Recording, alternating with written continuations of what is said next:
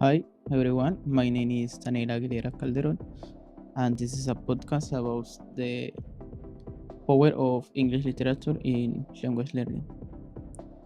The group is the group 11, and the group is formed by Jesus Daniel Bayona Contreras, Ana Milena Duran Pineda, Winnie Vanessa Hernandez Ulloa, and me, Daniel Aguilera Calderon.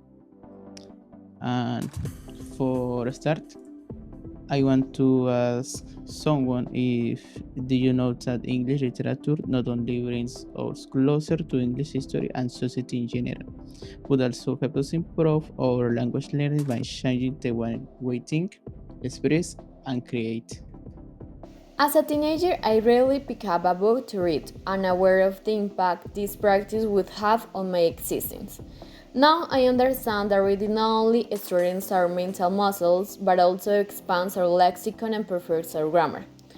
Authors such as Shakespeare or Jane Austen provide a linguistic breadth in their works that encourage me to analyze, examine, reflect, and question the world around us today and the importance of literature in education. Reading is an open door to different visions or fantasy universes that lead to the promotion of creativity and innovation.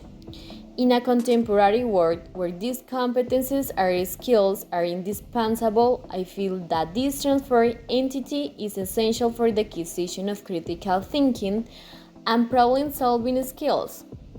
It is for these reasons that I can tell you, dear listeners, that I have made reading a daily part of my routine.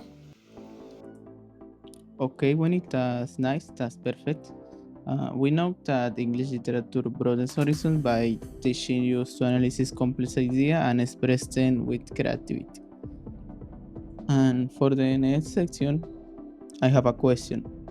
How does English literature help students think critically and be more creative? English literature helps students learn to think in new ways and be more creative.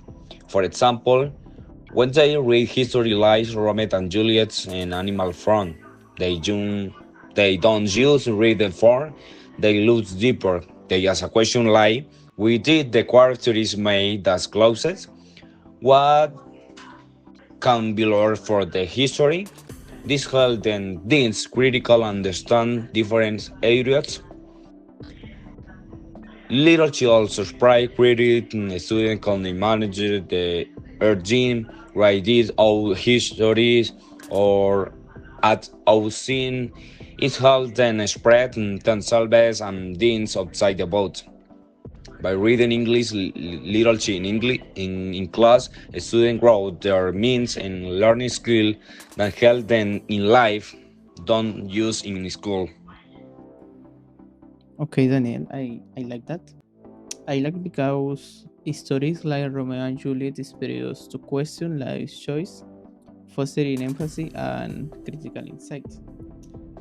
Now, for the last question, I want Anna answer it. So, explain how this approach can be adapted to the realities of Colombian schools through innovative strategies such as project-based learning, the use of ICT, and interactive activities. Of course, it does. Being the central categories, but the literature and critical thinking in Shield holds. Fantasy allows the child to play with really and fiction and to create extraordinary universes. Let's talk about the history that not only generates a cognitive contribution to the child, but also enhances their social skills. Fantasy, imagination, and creation are skills that we human beings lose over time. Children's texts promote children's knowledge of the world, allow them to imagine, create, and recreate scenarios, interact with those who read to them, stimulate their thinking, enrich their vocabulary, and empower them as subjects of right based on the meaning and satisfaction that reading provides. Literary texts to my way of thinking are a fundamental pillar in education. But as a teacher, it's our job to provide our children with different strategies that allow them to see reading as an enjoyment and not as sometimes boring and compulsory. Okay, Anna, I am with you because literature's imaginative nature nurtures our of innovation, preparing students for challenge beyond the classroom. So that's the podcast. That's it. I hope you have been able to learn something new and meaningful. Thank you and goodbye.